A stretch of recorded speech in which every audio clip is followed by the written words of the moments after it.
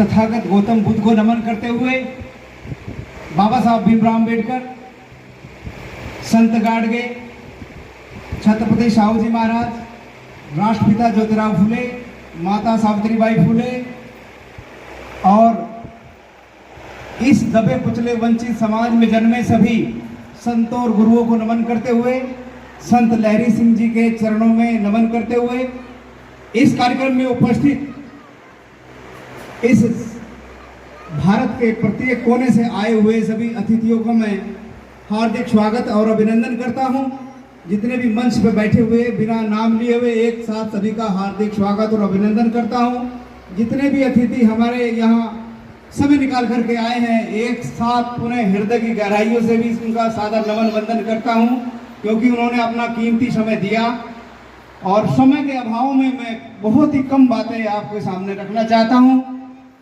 हम जानते हैं सन 2013 से लेकर के और आज 2025 तक ये 12वां कार्यक्रम है। इस 12वीं पुण्यतिथि के अवसर पर, 12वें स्मृति दिवस के अवसर पर जो है आज एक ऐसा विषय रखा हुआ है जो सामाजिक समन्वय और जगत कल्याण हेतु शिक्षा की आवश्यकता। सामाजिक समन्वय का मतलब है हम जहाँ भी रहें, जिस भी हालत में रहें, जिस भी परिस्थिति में रहें और जिस भी पद पर रहें, रहते हुए एक दूसरे की भावनाओं को समझते हुए समाज के उत्थान के लिए, समाज की जरूरतों को पूरा करते हुए, समाज में शिक्षा, सत्ता और संपत्ति के अर्जन हेतु अगर हम लोग मिलजुल कर काम करेंगे, उसी का नाम है समन्वय। और जगत कल्याण का मतलब है कि जब व्यक्ति का कल्याण होगा तो पूरे जगत का कल्याण हुआ। हमारे महापुरुषों ने कहा है कि सेवा व्यक्ति की, भक्ति समाज की। यानी कहने का मतलब है यदि हम अपने कल्याण के लिए अगर काम करना शुरू कर देंगे तो पूरे जगत का कल्याण हो जाएगा। ये बात संत लहरी सिंह जी अपने शब्दों में बोलते थे, हमेशा उस बात को कहते रहते थे। बाबा साहब ने भी ये बात कही कि शिक्षित बनो, संगठित बनो, संघर्ष करो। ये संत लहरी सिंह का भी जो है एक मूल मंत्र था जिसको हम सब लोगों ने अपनाया। और सभी जितने भी यहाँ पर वक्ता आए हैं, सभी ने एक बात कही है कि जो है शिक्षा हमें आज़ाद कराती है, गुलामी से मुक्ति दिलाती है। और कैसे दिलाती, मैं वही आपके सामने बात बताना चाहता हूँ। जैसे शिक्षा हमें नेतृत्व प्रदान करती है। नेतृत्व का मतलब है लीडरशिप। इस हमारे दबे कुचले वंचित समाज में, कश्यप समाज में नेतृत्व का अभाव है, लीडरशिप का अभाव है, बहुत कमी है अच्छे लीडर्स की। तो शिक्षा इसलिए जरूरी है क्योंकि हमें समाज में नेतृत्व का निर्माण करना है और नेतृत्व का निर्माण करने के लिए शिक्षा पहला स्तर होता है। जैसे संत लहरी सिंह जी कहा करते थे, शिक्षा से बुद्धि का विकास होता है, बुद्धि से विवेक का विकास होता है, विवेक से न्याय का विकास होता है, न्याय से निर्णय बनता है और निर्णय से नेतृत्व बनता है। तो हम सब लोग जानते हैं कि शिक्षा से बुद्धि, बुद्धि से विवेक, विवेक से न्याय, न्याय से निर्णय और निर्णय से नेतृत्व बनता है। यदि समाज में नेतृत्व का निर्माण करना है, लीडरशिप का निर्माण करना है, तो शिक्षा सर्वप्रथम हमको लेनी होगी। इसी वजह से शिक्षा सभी को आज़ाद करती है। एक लीडर अपने आप में ही आज़ाद होता है। तो उन्होंने ये बात कही थी। दूसरी बात मैं बताना चाहता हूं कि शक्ति के जो स्रोत हैं उनको दिलवाने के लिए लीडरशिप सबसे काम आती है। शक्ति के जो स्रोत हैं मुख्य रूप से 4 स्रोत हैं। पहला स्रोत है राजनीति, दूसरा स्रोत है हमारी शिक्षा व्यवस्था और तीसरा स्रोत है हमारी अर्थव्यवस्था और चौथा स्रोत है हमारी धार्मिक व्यवस्था। हम अगर गौर करते हैं पूरे देश की व्यवस्था पर, राजनीतिक व्यवस्था की हम बात करते हैं तो राजनीति में हमारे इस दबे कुचले वंचित समाज के, कश्यप समाज के नेताओं की बहुत बड़ी कमी है, लीडर्स की बहुत सारी कमी है। तो शिक्षा के जो स्रोत में राजनीति आती है वहां पर 99% जो है उच्च वर्ग का कब्जा बना हुआ है, साधन संपन्न लोगों का कब्जा बना हुआ है। इसलिए हमें उस शक्ति के स्रोत पर भी कब्जा करना है। दूसरा स्रोत है शिक्षा का।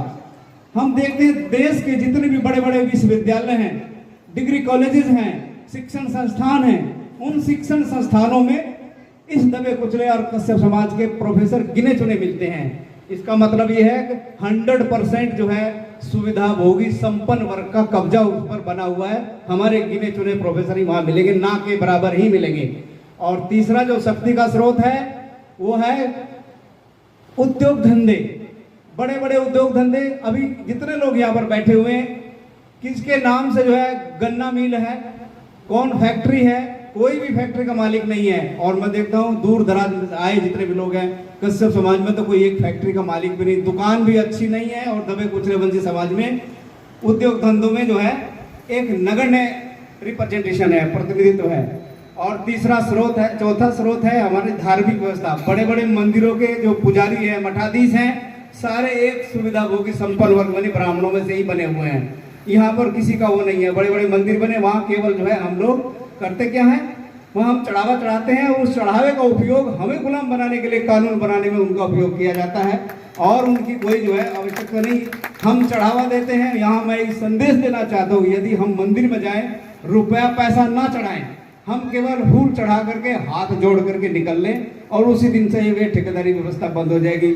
हम खर्चा करके मंदिरों के दर्शन करते हैं, मठों के दर्शन करते हैं, चढ़ावा चढ़ाते हैं और वो लोग उस चढ़ावे का उपयोग हमें गुलाम बनाने के लिए प्रयोग करते हैं। अपने बच्चों को विदेश में पढ़ने के लिए भेजते हैं, हमारे कंधे पर कावड़ ये वो तमाम तरह के धड़कंडे लाद देते हैं।